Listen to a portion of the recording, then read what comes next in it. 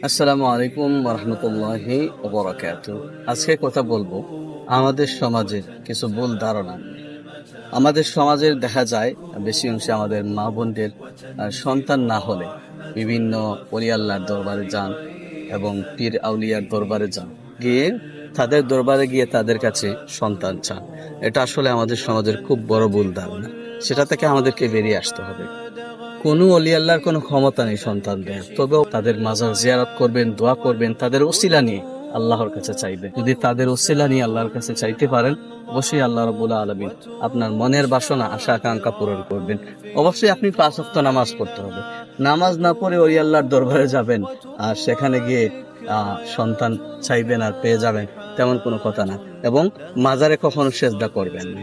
মাজার হলো পবিত্র জায়গা, সেখানে আল্লাহ রাব্বুল আলামিনের কাছে দোয়া করবেন ওই ওলি আল্লাহর উসিলা নিয়ে।